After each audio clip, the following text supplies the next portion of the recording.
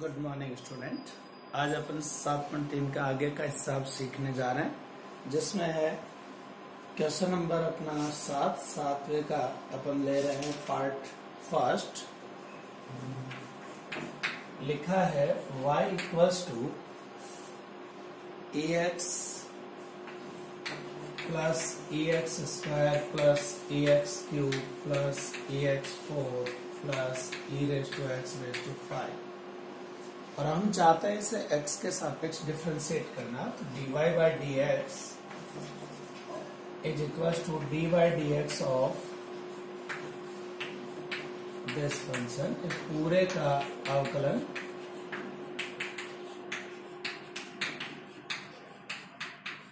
और अब अपन इन सभी को पांचों को अलग अलग करेंगे। D by d x of EX, D by d x of EX square, D by d x of EX cube plus D by d x of EX square plus D by d x of EX⁵। इसका क्या तो अपन जानते हैं EX का EX ही होता है। इसका करें तो अपने पास होता है पहले तो EX के हिसाब से, यानी EX स्क्वायर का EX स्क्वायर, फिर जो E के ऊपर पावर है X स्क्वायर, इसका डिफरेंशिएशन होगा। और आप जानते हैं X स्क्वायर का अवकलन क्या होता है 2x, तो इसके इनटू में 2x और आ जाएगा। ऐसे ही EX क्यूब का पहले EX क्यूब लिखेंगे और फिर जो E के ऊपर पावर X क्यूब है उसका होगा 3x स्क्वायर। फिर अपन इसका लिखेंगे e⁻x⁴, तो EX4 का EX4 है और X4 का हो गया 4x क्यूब, और लास्ट EX5 का EX5 और X5 का 5x⁵। आंसर इनमें कुछ भी कॉमन आना नहीं है, तो ये जैसे है वैसे ही इनका आंसर काउंट हो जाएगा। इसी तरह से इनको लिख दिया जाएगा। अब जैसे अपने पास 8वें का दूसरा है, इसे हम सॉल्व करने की कोशिश करते हैं। y क्वेश्चन नंबर 8 का सेकंड, y इज √x और पावर में इनफाइनाइट तक जाना है। √x ऐसे ये चलता चला जाएगा इनफाइनाइट, यानी पावर के ऊपर पावर, उसके ऊपर पावर, घात पर घात इस तरह से है, और ये अनंत पदों तक है। तो जैसे समुद्र में से एक बूंद निकाल लें तो समुद्र की सेहत पर कोई असर नहीं पड़ता, ऐसे ही हम इस √x को ना पढ़कर ऊपर वाले को पढ़ें तो भी वो y नजर आएगा जो इधर, यानी एक √x नहीं पढ़ा जाए तो भी उसके ऊपर जो लगी हुई चीज है वो y के रूप में ही होती। तो हम इसे लिख सकते हैं y √x की पावर y। हम इसे इस तरह से दर्शा सकते हैं, और जब अपन इसे इस तरह से लिख सकते हैं तो लॉग विधि इसके लिए सबसे बेस्ट ऑप्शन है कि दोनों तरफ का लॉग मेथड ले लिया जाए, यानी log y equal to log √x की पावर y, इस तरह से ले लिया। अब ये पावर आगे ले आते, लॉग के रूल्स होते हैं, तो y इंटू लॉग √x का मतलब होता है हाफ पावर। अब ये हाफ पावर भी आगे आ जाएगी, तो 1/2 y log x, और इधर चल रहा है log y। अब इसे डिफरेंशिएट कर देते हैं, यानी अवकलन कर देते हैं। तो 1/y log y का 1/y, फिर y का हुआ dy बाई डी एक्स।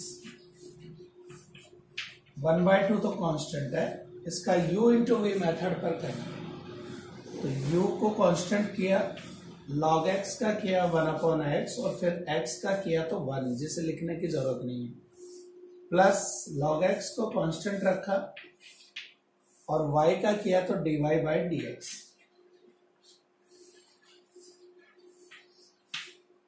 ये हमारे पास ये बन। अब आप देख रहे हैं dy बाई डी एक्स की दो राशि है, दोनों को एक साथ कर देते हैं।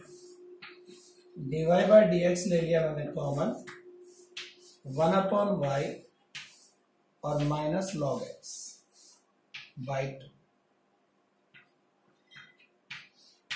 ये 1/2 इससे इंटू होकर ये इधर आएगा, तो माइनस का 1/2 लॉग एक्स अंदर और dy बाई डी एक्स बाहर, और इधर रह गया y/2x।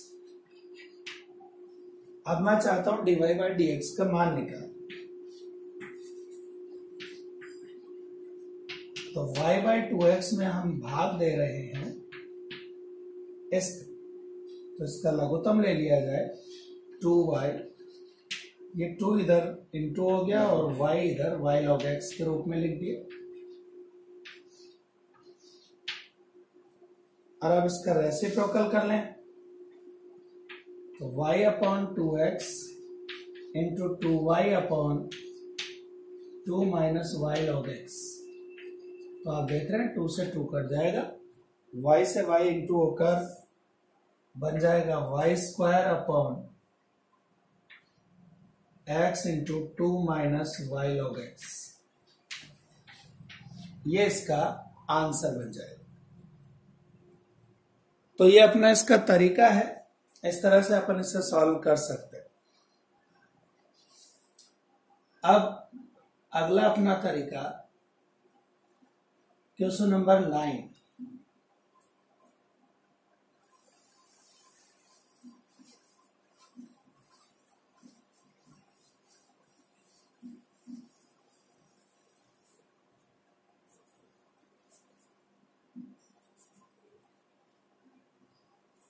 क्वेश्चन नंबर 9 हमें कह रहा है y√1 माइनस एक्स स्क्वायर,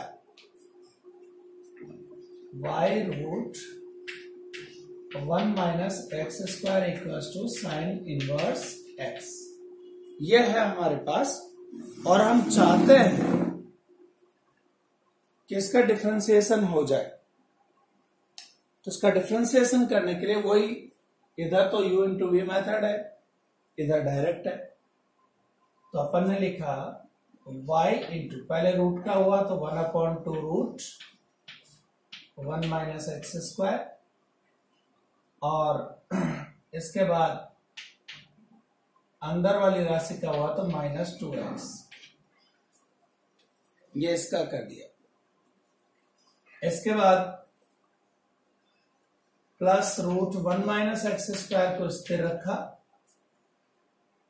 और y का किया dy बाई डी एक्स, और इधर साइन इनवर्स का 1/√1 माइनस एक्स स्क्वायर। तो पहले y को स्थिर रखा, इसका किया, फिर √1 माइनस एक्स स्क्वायर को रखा, y का किया dy बाई डी एक्स, और इधर साइन इनवर्स x का 1/√1 माइनस एक्स, इसका इंटू √1 माइनस एक्स स्क्वायर का इधर की तरफ कर दो, इस साइड। तो देखिए यहाँ 2 से 2 कट गया, माइनस के xy और अपॉन में √1 माइनस एक्स स्क्वायर तो है ही, इसके इंटू में 1 माइनस एक्स स्क्वायर आ जाएगा, प्लस इसी से ये इंटू होगा तो इसका रूट हट जाएगा, और dy बाई डी एक्स, और ये सब कुछ चल रहा है 1 के इक्वल, यानी √1 माइनस एक्स स्क्वायर का आपने क्रॉस प्रोडक्ट कर दिया। अब यहां ये कैंसिल, तो अपने पास रह गया -xy plus 1 minus x square dy by d x और इक्वल्स टू 1। अब -xy उधर भेज दे, तो 1 minus x square dy by d x is equals to 1 plus xy, और अब इसका दे दिया जाए भाग, तो dy by d x equals to 1 plus xy upon 1 minus x square. तो ये इसका अपना आंसर निकलकर आ गया। इस तरीके से अपन इसे सॉल्व करते हैं। आप चाहें तो इसे दूसरे तरीके से भी सॉल्व कर सकते हैं, जिसमें इसका होल स्क्वायर यही बना दिया जाए, वर्क कर दिया। जिससे रूट खत्म कर सके। रूट की टेंशन आप नहीं चाहते तो उससे हो जाए। तो दोनों ऑप्शन है आपके पास खुले हुए कि आप कोई सा भी तरीका अपना सकते हैं। ये क्वेश्चन नंबर 9 का फर्स्ट था अपना, जो अपन ने सॉल्व किया। अब अपन ले लेते हैं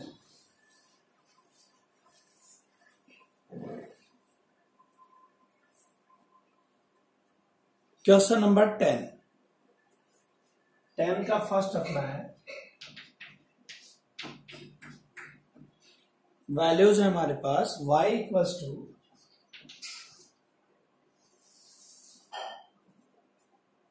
sin x plus root sine x plus root sine x, और ये अनंत तक जाएगा। जैसा अभी ऐड क्वेश्चन में किया था वैसा ही अभी यहां भी। तो y equals to root sine x plus Y अपन इसे लिख सकते हैं। और अब ये रूट हटाने के लिए वर्ग बना लिया जाए तो y square equals to sine x plus y लिखा जा सकता। और अब y को इधर ले आओ, डिफ्रेंशिएट कर दो, y square minus y equals to sine x. तो अवकलन करेंगे डिफ्रेंशिएशन, तो 2y dy by d x minus dy by d x और cos x। इन दोनों में से अपन ने dy बाई डी एक्स को कॉमन किया तो अंदर रह गया 2y माइनस 1 cos x। और अब मुझे dy बाई डी एक्स चाहिए तो मैं cos x के बटे में 2y माइनस 1 लिखूं। तो ये जो अपना प्रोसेस बनकर आया ये कहलाता है इसका अवकलन। यानी रूट हटाने का इस तरह का अनंत सीरीज को छोटा करने का तरीका होता है कि एक पद कम करते हुए आगे के पदों को वही मान लें जो इधर लिखा है। तो इस तरह से अपन इसे सॉल्व करके और आसानी से हल कर सकते हैं, कोई दिक्कत नहीं आएगी।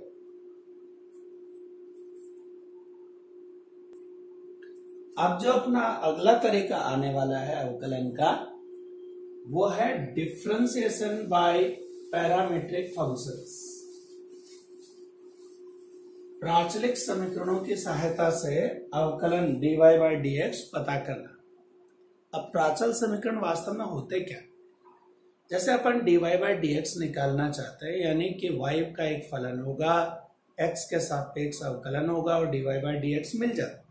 लेकिन मान लो x और y एक दूसरे पर निर्भर ना करके किसी तीसरी चर राशि यानी थर्ड वेरिएबल पर डिपेंडेंट हो, तो हम उसे प्राचलिक समीकरण कहते हैं।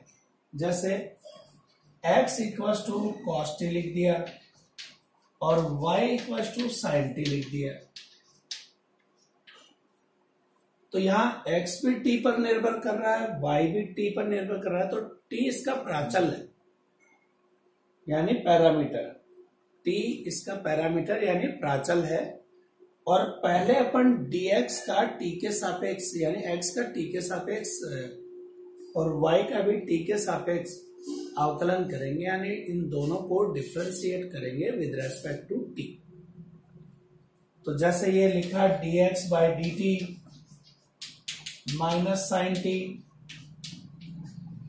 और इधर लिखा अपन ने dy by d t cos t. इस तरह से अपन ने इनको किया।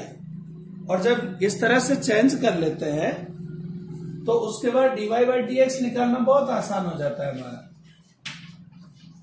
dy बाई डी टी में यदि डिवाइड कर दिया जाए dx बाई डी टी का, तो आपको मिल जाएगा dy बाई डी एक्स। और dy बाई डी टी जैसे अभी अपने पास क्या है, cos t, और इसमें किसका डिवाइड कर रहे हैं, माइनस साइन टी का। तो ये बदल गया है माइनस कॉट टी, तो dy बाई डी एक्स मिल गया।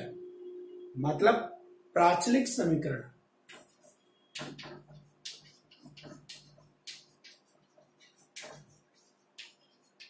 यानी पैरामीट्रिक इक्वेशन ये वाली कहलाती।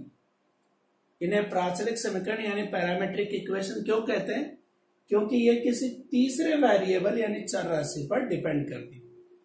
टी पर डिपेंड कर सकती है, थीटा पर कर सकती है। तो पहले अपने को करना क्या होगा, ये जो एक्स और वाई दे रखे हैं इनका डिफरेंशिएशन यानी अवकलन उसी प्राचल के आधार पर अलग अलग करो। dy बाई डी थीटा या dx by d theta, T का है तो टी के सापेक्ष थीटा है, थीटा के सापेक्ष जो भी प्राचल दे रखा है उसी के सापेक्ष उसका डिफरेंशिएशन हो जाता है। और जब अवकलन हो जाए वो, तो उसके बाद dy बाई dx निकालने के लिए इस फॉर्मूले का उपयोग कर लो। जब इस तरह से अपन इस्तेमाल कर लेते हैं तो अपने को dy बाई dx की वैल्यू मिल जाती है। तो अब जो अपनी 7.4 एक्सरसाइज आ रही है वो इसी पैरामीट्रिक इक्वेशन के ऊपर निर्भर कर रही है।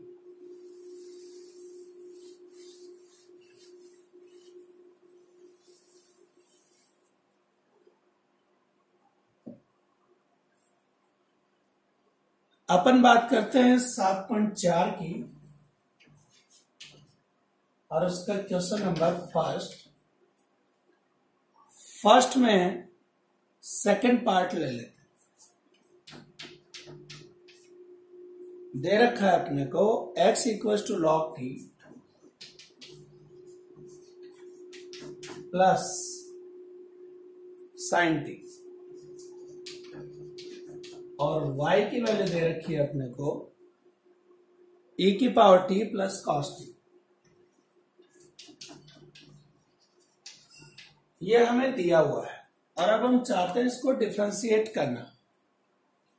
तो t के सापेक्ष अवकलन होगा दोनों का,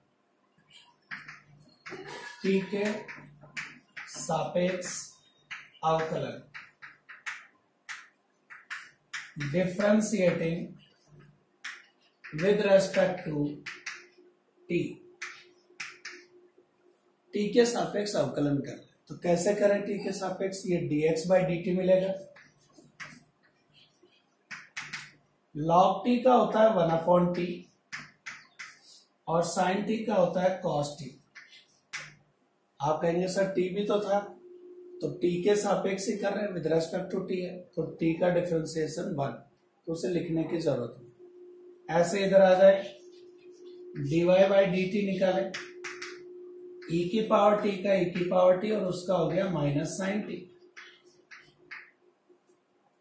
अब आपको चाहिए dy बाई dx, तो dy बाई dx निकालने के लिए dy बाई dt में डिवाइड करना होता है dx बाई dt का। तो dy बाई dt की वैल्यू हमारे पास है ये e की पावर t माइनस साइन t और इसमें डिवाइड कर रहे हैं इसका, तो 1/t प्लस cos t।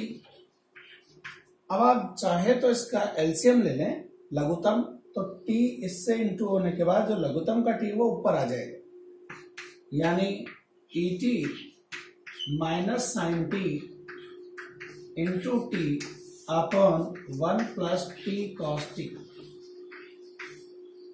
ये dy बाई dx का मान है, इसको सॉल्व करने का अपना तरीका। इस तरह से अपन इसकी वैल्यू निकाल सकते हैं।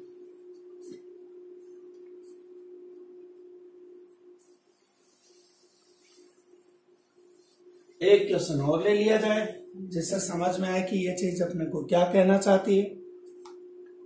जैसे एक थीटा का ले लें अपन, x इक्वल्स टू, थर्ड है क्वेश्चन, उसका फर्स्ट पार्ट लिया, x equals to cos theta minus cos 2 theta और y equals to sin theta minus sin 2 theta.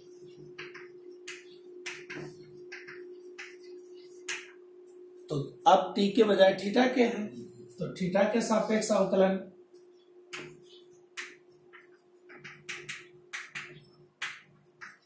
यानी differentiating with respect to theta.